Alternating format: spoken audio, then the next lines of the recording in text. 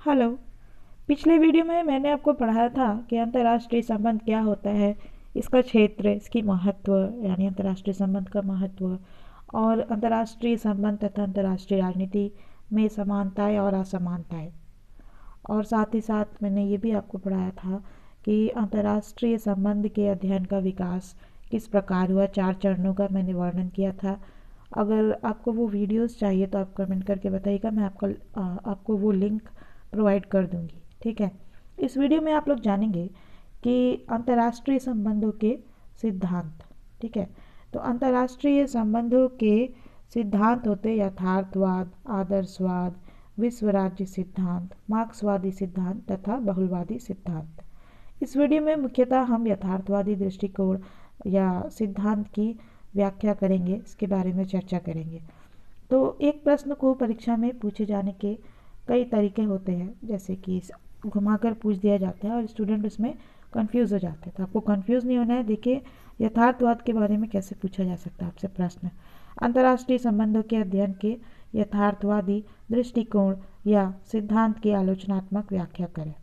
Critical examine the realistic approach और theory of international relations. अथवा अंतर्राष्ट्रीय संबंधों के यथार्थवादी सिद्धांत से क्या अभिप्राय है। इस संदर्भ में मॉर्गनथाउ के उन 6 सिद्धांतों की परीक्षा कीजिए जिसमें राजनीतिक यथार्थवाद का निरूपण किया गया है। मॉर्गनथाउ एक विचारक है जिनका अंतर्राष्ट्रीय संबंध के अध्ययन में एक विशेष महत्व है, उनका योगदान है, महत्वपूर्ण योगदान है। तो उनके बारे में पूछा गया है। What is mean by realistic theory of international relations. In this context, the 6 principles of Morgenthau elucidating political realism। अथवा मॉर्गनथाउ के अंतर्राष्ट्रीय संबंधों के यथार्थवादी विचारों की समीक्षात्मक विवेचना कीजिए। अथवा यथार्थवादियों द्वारा प्रस्तुत प्रतिरूप 18वीं तथा 19वीं शताब्दियों के अंतर्राष्ट्रीय संबंधों का सही नमूना है। स्टेनले एच हॉफमैन का कथन है ये। उपयुक्त कथन के संदर्भ में मॉर्गनथाउ के यथार्थवादी सिद्धांत का आलोचनात्मक परीक्षण कीजिए। देखिए, यथार्थवादी सिद्धांत या यथार्थवादी दृष्टिकोण जो है अंतर्राष्ट्रीय संबंध का, उसके बारे में किस प्रकार से भिन्न भिन्न तरीके से क्वेश्चन पूछा जा सकता है। अथवा यथार्थवाद के मूल तत्व क्या है। यथार्थवादी विचारधारा ने 20वीं सदी की अंतर्राष्ट्रीय राजनीति को किस प्रकार प्रभावित किया है। तो चलिए जानते हैं यथार्थवाद या फिर यथार्थवादी विचारधारा क्या है। रियलिज्म और रियलिस्टिक थ्योरी। अर्थ, इसका मीनिंग क्या है। यथार्थवादी सिद्धांत आदर्शवादी सिद्धांत की प्रतिक्रिया है, यानी आदर्शवाद के बाद यथार्थवाद आया। ठीक है, इसका रिएक्शन है, इसकी प्रतिक्रिया है, प्रतिक्रिया का परिणाम था। और यथार्थवाद के सिद्धांत को 18वीं तथा 19वीं शताब्दी में मान्यता प्राप्त थी। सेकेंड वर्ल्ड वॉर जो हुआ, द्वितीय विश्व युद्ध, उसके बाद यह फिर से विकसित किया गया। यह सिद्धांत यानी यथार्थवादी सिद्धांत पूर्ण रूपेण तथ्यों एवं विश्व की वास्तविक घटनाओं पर आधारित है। यथार्थवाद किस पर आधारित है। तथ्यों एवं विश्व की वास्तविक घटनाओं पर आधारित है। इस सिद्धांत में पूर्व से चली आ रही मान्यताओं तथा अमूर्त आदर्शों को कोई मान्यता प्राप्त नहीं है। यथार्थवादी जो सिद्धांत है ना, इसमें जो पहले से चली आ रही मान्यताएं और अमूर्त आदर्श है, उसको कोई मान्यता प्राप्त नहीं है। यथार्थवादी सिद्धांत में तथ्यों तथा घटनाओं के वास्तविक स्वरूप के अध्ययन के पश्चात तर्क संगत परिणाम निकाले जाते हैं। यथार्थवादी सिद्धांत के विकास में नेबूर, जॉर्ज स्वर्जनबर्गर, डॉक्टर हेनरी किसिंजर तथा हांस मॉर्गनथाउ इत्यादि अनेक विद्वानों का योगदान रहा है। मॉर्गनथाउ को यथार्थवादी दृष्टिकोण का प्रमुख प्रवक्ता माना जाता है। मॉर्गनथाउ के मत अनुसार अंतर्राष्ट्रीय राजनीति की मुख्य कुंजी राष्ट्रहित है। ठीक है, मॉर्गनथाउ जो है वो मानते हैं कि अंतर्राष्ट्रीय राजनीति की मुख्य कुंजी राष्ट्रहित है, जिसे केवल शक्ति के परिप्रेक्ष्य में देखा जा सकता है। स्वयं मॉर्गनथाउ के शब्दों में अंतर्राष्ट्रीय राजनीति प्रत्येक राजनीति की भांति शक्ति का संघर्ष है। अंतर्राष्ट्रीय राजनीति का अंतिम लक्ष्य चाहे कुछ भी हो, शक्ति सदैव तात्कालिक उद्देश्य रखती है। आधारभूत सिद्धांत, बेसिक प्रिंसिपल्स। यथार्थवाद के मुख्य आधारभूत सिद्धांत इस प्रकार है। इतिहास इस बात का साक्षी है कि मानव स्वभाव से जंगली तथा स्वार्थी है। शक्ति की इच्छा मानव प्रकृति का सबसे महत्वपूर्ण तत्व है। शक्ति के लिए मानवीय इच्छा को समाप्त नहीं किया जा सकता। शक्ति के लिए संघर्ष अंतर्राष्ट्रीय राजनीति की मुख्यतः अटल व अमर विशेषता है। राष्ट्र सदैव शक्ति चाहते हैं, शक्ति का प्रदर्शन करते हैं तथा शक्ति का प्रयोग करते हैं। शक्ति की सुरक्षा केवल शक्ति प्रबंधन के विभिन्न साधनों, उदाहरण के लिए शक्ति संतुलन, संधियों, कूटनीति, समझौतों इत्यादि के द्वारा ही स्थापित की जा सकती है। प्रत्येक राष्ट्र अपने राष्ट्रीय हित के लक्ष्यों की प्राप्ति के लिए शक्ति का प्रयोग करता है और राष्ट्रीय हितों को सदा शक्ति के रूप में परिभाषित करता है। आत्म परीक्षण का नियम सभी राज्यों के सभी कार्यों पर सदा लागू होता है। मॉर्गनथाउ के यथार्थवादी सिद्धांत की प्रमुख विशेषताएं इस प्रकार है। Chief characteristics of Morgenthau's realistic theory. Morgenthau के यथार्थवाद या यथार्थवादी सिद्धांत की मुख्य विशेषताएं इस प्रकार है। वास्तविक स्वरूप पर बल। मॉर्गनथाउ का यथार्थवादी सिद्धांत जो है मनुष्य की प्रकृति को उसी रूप में देखता है जैसे कि वह है तथा ऐतिहासिक प्रक्रियाओं को उसी रूप में लेता है जिस रूप में वे घटित हुई है। तर्क तथा अनुभव इस सिद्धांत के प्राण है। वास्तविकताओं पर आधारित यथार्थवादी सिद्धांत जो है यह वास्तविकताओं पर आधारित है। यह सिद्धांत यथार्थ तथ्यों तथा विश्व की वास्तविकताओं पर आधारित है। पूर्व मान्यताओं का अभाव।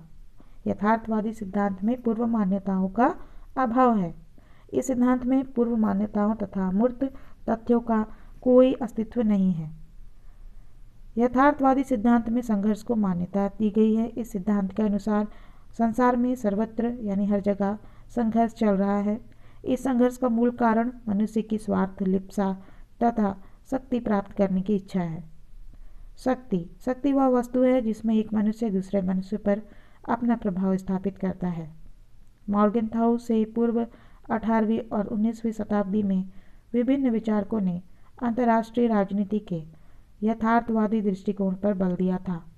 सन 1942 से पूर्व येल विश्वविद्यालय में प्रोफेसर निकोलस जे स्पाइकमैन, 19वीं शताब्दी में ट्रिटस्के तथा नीत्शे, एरिक काफजान, ईस्टर्न, एच कार राइट आदि विचारकों ने यथार्थवादी विचारधारा के विभिन्न पक्षों पर विचार किया था। मॉर्गनथाउ के यथार्थवादी सिद्धांत के मूल तत्व क्या है, चलिए देखते हैं। Fundamental ingredients of Morgenthau's realistic theory. Morgenthau ने अपने राजनीतिक दर्शन के 6 मूल तत्व बताए हैं। पहला, नियमों द्वारा अंतर्राष्ट्रीय संबंधों का नियंत्रण, control of international relations through laws. Morgenthau के अनुसार राजनीति उन विषयात्मक नियमों से संचालित होती है जिनका जन्म मानव व्यवहार से होता है। ये सिद्धांत सर्वथा वस्तुनिष्ठ अथवा व्यक्ति निरपेक्ष होते हैं। इन पर हमारी इच्छाओं, भावनाओं तथा रुचियों का कोई प्रभाव नहीं पड़ता। इन वस्तुगत नियमों द्वारा सत्य तथा असत्य के बीच सफलतापूर्वक अंतर किया जा सकता है। अंतर्राष्ट्रीय राजनीति को मानव तथा वस्तुगत नियमों के आधार पर समझा जाना चाहिए। किसी देश की नीति को समझने से पूर्व उस देश के राजनेताओं के विभिन्न कार्यों पर प्रकाश डाला जाए और उसके बाद यह ज्ञात करने का कोशिश किया जाए कि उनके पीछे राजनीतिक नेताओं के उद्देश्य क्या थे। मॉर्गनथाउ ने यथार्थवाद की व्याख्या के लिए 6 सिद्धांतों का प्रतिपादन किया है। उन सिद्धांतों में दूसरा सिद्धांत है शक्ति द्वारा प्रसार, एक्सपेंशन बाय पावर। मॉर्गनथाउ ने राष्ट्रीय हित को शक्ति के नाम से परिभाषित किया है। उनके शब्दों में प्रत्येक राष्ट्र अपनी शक्ति और प्रभाव को बढ़ाने की कोशिश करता है और यही इसका राष्ट्रीय हित होता है। इस विचार को समझ लेने के बाद राजनीति शास्त्र, अर्थशास्त्र, नीति शास्त्र तथा धर्म आदि अन्य शास्त्रों से पृथक हो जाता है। ठीक है। और शक्ति का अर्थ मानव का अन्य व्यक्ति के मस्तिष्क एवं कार्यों पर नियंत्रण है। राजनीतिज्ञ देश के हितों के अनुकूल उस पर उचित अनुचित का आवरण चढ़ा लेते हैं। विदेश नीति का संबंध उसकी सफलता की राजनीतिक आवश्यकताओं से होना चाहिए, किसी अन्य वस्तु से नहीं। नैतिक आदर्शों में यथार्थ दृष्टिकोण। मॉर्गनथाउ के यथार्थवादी सिद्धांत के मूल तत्वों में तीसरा तत्व है नैतिक आदर्शों में यथार्थ दृष्टिकोण, realistic approach in moral ideas. राजनीतिक नियमों में नैतिक आदर्श अमूर्त और सार्वभौमिक नियमों पर आधारित न होकर किसी व्यवहार की नैतिक अनैतिक औचित्य अनौचित्य का निर्णय राजनीतिक उद्देश्य को दृष्टि में रखकर किया जाता है। इसका कारण यह है कि राज्यों पर प्रभावी नैतिकता देश काल और परिस्थितियों के अनुसार परिवर्तित हो जाती है। राज्य को यह अधिकार नहीं है कि वह किसी नैतिक सिद्धांत को पूर्ण अथवा सफल बनाने के लिए अपने राष्ट्रीय अस्तित्व को समाप्त कर दे। इसका कारण यह है कि राज्य का सर्वप्रमुख कार्य आत्मरक्षा है। राष्ट्रीय हितों पर परिस्थितियों का प्रभाव, effect of circumstances on the national interest. राष्ट्रीय हित स्थिर नहीं होते। अंतर्राष्ट्रीय राजनीति पर प्रभाव डालने वाली शक्तियाँ शाश्वत है। ये प्रत्येक देश की परिस्थितियों से प्रभावित होती रहती है। इन परिवर्तित परिस्थितियों को दृष्टिगत रखते हुए विदेश नीति का निर्धारण शक्ति के संदर्भ में करना चाहिए। मॉर्गनथाउ का पांचवा सिद्धांत है विश्व व राष्ट्र के सामान्य नैतिक नियम भिन्न भिन्न, distinctive moral laws of national and international behaviour. राज्यों की आकांक्षाओं तथा विश्व के नैतिक नियमों के बीच कोई संबंध नहीं है। प्रत्येक राज्य अपनी आकांक्षाओं तथा राष्ट्रीय हितों की सिद्धि में संलग्न है। उसके लिए ये शक्ति के प्रयोग को भी हेय नहीं समझते, क्योंकि प्रत्येक राष्ट्र के लिए उसका हित ही सर्वोपरि है। अतः विश्व के सामान्य नैतिक नियमों को ना तो उन पर थोपा जा सकता है और न ही वे इन नियमों को मानने के लिए बाध्य है। राजनीतिक क्षेत्र की स्वतंत्र तथा पृथक स्वायत्तता, independent and separate autonomy of political field.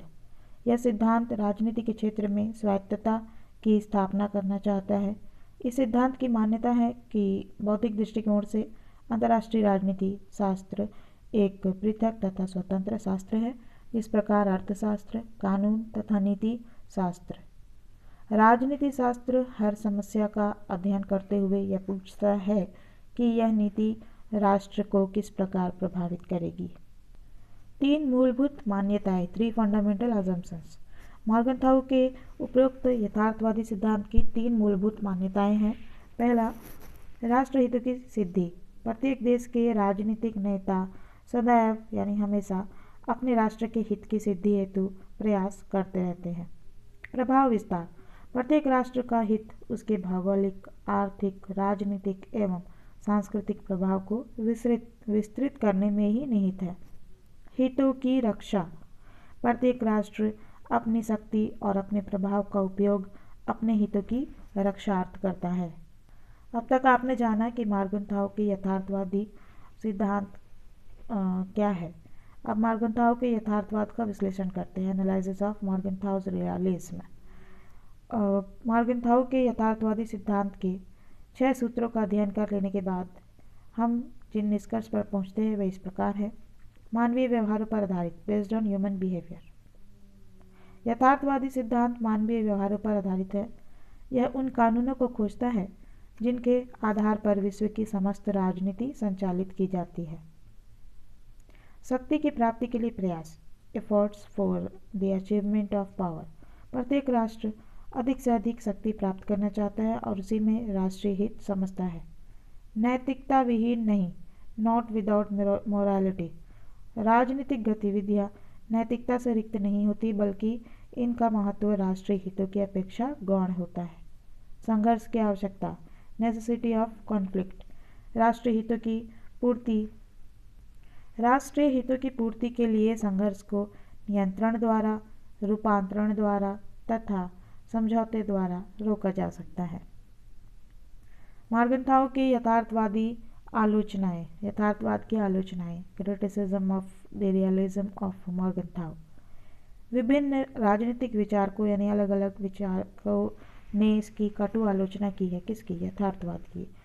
बोने वॉसरमैन ने तो यहाँ तक कहा है कि जब तक अंतर्राष्ट्रीय राजनीति में मॉर्गनथाउ के यथार्थवादी सिद्धांत का प्रभाव बना रहेगा, तब तक अंतर्राष्ट्रीय राजनीति का ध्यान वैज्ञानिक विकास की ओर उन्मुख नहीं हो सकेगा। यथार्थवादी सिद्धांत की आलोचना। गहनता का अभाव, एब्सेंस ऑफ डेप्थ। गहनता और गूढ़ता किसी भी सिद्धांत के आवश्यक गुण होते हैं, किंतु यथार्थवादी सिद्धांत में दोनों का ही अभाव है। एकांगी, वन साइडेड। हितों के मध्य संघर्ष अंतर्राष्ट्रीय राजनीति का केवल एक पक्ष है।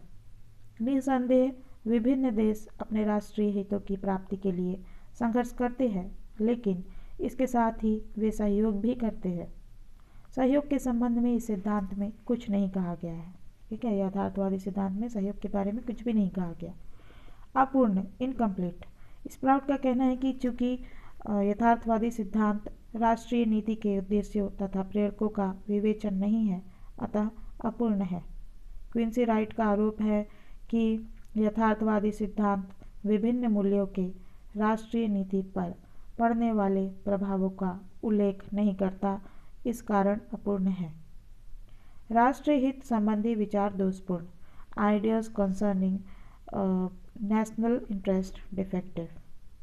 यह सिद्धांत यानी यथार्थवादी सिद्धांत केवल राष्ट्रीय हित, शक्ति और संघर्ष को ही प्रमुखता प्रदान करता है, पर वास्तविकता यह है कि वर्तमान समय में अनेक राष्ट्र पारस्परिक सहयोग के आधार पर अपने राष्ट्रीय हितों को ध्यान में रखते हुए अपने अनेक समस्याओं का समाधान कर रहे हैं। राष्ट्रीय हित वस्तुगत नहीं, नेशनल इंटरेस्ट नॉट ऑब्जेक्टिव। राष्ट्रीय हित वस्तुगत नहीं होते। आधुनिक युग में प्रत्येक राष्ट्र राष्ट्रीय हित के स्थान पर अपने अस्तित्व की सुरक्षा को प्राथमिकता देता है। अस्तित्व की सुरक्षा को वस्तुगत तथ्य मानना भ्रामक होगा, क्योंकि अस्तित्व की सुरक्षा प्रत्येक राष्ट्र का आत्मगत विषय है, जिसके लिए प्रत्येक राष्ट्र सदैव प्रयत्नशील रहता है। मानवीय प्रकृति का दोषपूर्ण तथा अवैज्ञानिक विचार। Defective and non scientific views of human nature. यथार्थवादी सिद्धांत निरीक्षण तथा परीक्षण की सभी संभव वैज्ञानिक पद्धति के आधार पर मनुष्य के स्वभाव के संबंध में कोई परिणाम नहीं निकालता है, बल्कि इस प्रकार के सामान्य सिद्धांतों को स्वयं सिद्ध सत्य मानकर चलता है, जिन्हें वस्तुतः उसे वैज्ञानिक रीति से सिद्ध करना चाहिए था। इसी कारण उसका यह निष्कर्ष कि मनुष्य राज्य शक्ति की लालसा रखते हैं अनुपयुक्त है। राजनीतिक क्षेत्र की स्वायत्तता अस्पष्ट। The autonomy of political sphere ambiguous. Morgenthau ने राजनीतिक क्षेत्र की स्वायत्तता का प्रश्न उठाया है, किंतु वह स्वायत्तता शब्द को स्पष्ट नहीं कर पाया है। अस्पष्ट तथा विरोधाभासी। मॉर्गनथाउ ने अपनी पुस्तक राष्ट्रों के मध्य राजनीति पॉलिटिक्स अमंग नेशंस में लिखा है, जिस प्रकार अर्थशास्त्र का संबंध धन से है, उसी प्रकार राष्ट्रीय हित साधन का संबंध शक्ति से है। किंतु अपनी दूसरी पुस्तक डायलेमाज ऑफ पॉलिटिक्स में वह लिखता है कि अंतर्राष्ट्रीय राजनीति का ध्येय सामान्य होना चाहिए, ताकि वह अन्य क्षेत्रों में भी प्रवेश कर सके। यह विरोधाभास है। अंतर्राष्ट्रीय संबंध के यथार्थवादी सिद्धांत की आलोचना, नवी आलोचना। आधुनिक समय में सामंजस्य नहीं, not in harmony with the modern times. यह कथन सत्य प्रतीत नहीं होता कि संपूर्ण विश्व एक स्वार्थी क्षेत्र है तथा विश्व के सभी राष्ट्रों का ध्येय सदैव शक्ति ही होता है। इसके अलावा यदि यह मान लिया जाए कि सब राज्यों का एक सामान्य उद्देश्य शक्ति प्राप्त करना है, तब उसके उद्देश्य सदैव ही एक जैसे बने रहेंगे और राज्य की नीति में कोई परिवर्तन नहीं होगा। परंतु राज्यों की नीति में परिवर्तन होते रहते हैं। उदाहरण के लिए 1878 में बर्लिन कांग्रेस ने टर्की के खलीफा के साम्राज्य का समर्थन किया था, पर 1897 में साल्सबरी का प्रधानमंत्री बनने पर उसने इस नीति का परित्याग कर दिया। यद्यपि उस समय टर्की की स्थिति में तथा उसके प्रति रूस के दृष्टिकोण में कोई परिवर्तन नहीं आया था। शक्ति का अर्थ पर्याप्त लचीला। शक्ति की धारणा का कोई सर्वमान्य अर्थ नहीं है। इसका कुछ भी अर्थ लगाया जा सकता है। इसके अलावा शक्ति के प्रयोग के मध्य भी अंतर करना आवश्यक है। परस्पर विरोधी, कॉन्ट्राडिक्टरी। मॉर्गनथाउ ने एक और कहा कि शक्ति एक ऐसा मूल्य है जिसे अंतर्राष्ट्रीय राजनीति में सर्वोच्च स्थान प्रदान किया जाना चाहिए। इस प्रकार शक्ति क्षमता है, पर राष्ट्र शक्ति के संबंध में विचार व्यक्त करते हुए उसने शक्ति को विभिन्न तत्वों के योग अथवा परिणाम का रूप माना है। डॉक्टर वीबी सिंह ने ठीक कहा है, मॉर्गनथाउ ने भ्रमवश अपनी शक्ति की परिभाषा में उन समस्त संबंधों को सम्मिलित कर लिया है जिनका वस्तुतः शक्ति नामक चीज़ से कोई भी संबंध नहीं है। बोनी वॉसरमैन का मत है कि जब तक मॉर्गनथाउ के सिद्धांत का प्रभाव रहेगा तब तक वैज्ञानिक सिद्धांत के क्षेत्र में कोई प्रगति संभव नहीं है। मैकडूगल का मत है कि मॉर्गनथाउ द्वारा प्रतिपादित विधियों की धारणा विधि कठोर नियमों का संघ है। तथापि हमें यह स्वीकार करना होगा कि यथार्थवादी सिद्धांतों का अंतर्राष्ट्रीय संबंधों में महत्वपूर्ण स्थान है। उसने द्वितीय विश्व युद्ध के पहले पूर्व आदर्शवाद के नए जाल में उलझी हुई अंतर्राष्ट्रीय राजनीति को यथार्थवाद का सुदृढ़ सैद्धांतिक आधार प्रदान किया है। अंतर्राष्ट्रीय जगत में सर्वत्र यानी हर जगह संघर्ष विद्यमान है और राष्ट्रीय राजनीति के ढांचे में परिवर्तन का होना संभव दिखाई नहीं पड़ता। नव यथार्थवाद, न्यू रियलिज्म। अंतर्राष्ट्रीय घटनाक्रम के वर्तमान परिप्रेक्ष्य में यथार्थवाद में कुछ परिवर्तन किए गए हैं। इन परिवर्तनों के परिणाम स्वरूप यथार्थवाद का जो संशोधित एवं परिष्कृत रूप उभर कर सामने आया उसे नव यथार्थवाद की संज्ञा दी गई तथा इस विचारधारा के प्रतिपादक नव यथार्थवादी कहलाए। नव यथार्थवादियों में सर्वप्रमुख केनेथ वॉल्टेज प्रमुख है, जिन्होंने अपने ग्रंथ theory of international politics 1979 theory of international politics में नव यथार्थवाद से संबंधित सिद्धांतों का प्रतिपादन किया है। पेनिस स्मिथ ने नव यथार्थवाद की मान्यताएं स्पष्ट करते हुए कहा है, अंतर्राष्ट्रीय स्तर पर कानूनों को लागू करने के लिए ऐसी कोई संस्था नहीं है जो वैश्विक समुदाय के हितों का संरक्षण कर सके। राज्यों का आचरण स्वार्थ से प्रेरित होता है, जिससे प्रतिस्पर्धा को प्रोत्साहन मिलता है।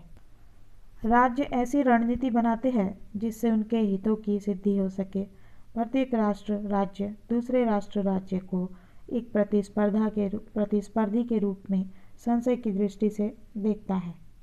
असुरक्षा एवं भय के वातावरण में राज्य के समक्ष सबसे बड़ी चुनौती अपने अस्तित्व को बनाए रखने की है। तो आपने जाना कि यथार्थवाद क्या है, नव यथार्थवाद क्या है और यथार्थवादी सिद्धांत जो है उसमें मॉर्गनथाउ की क्या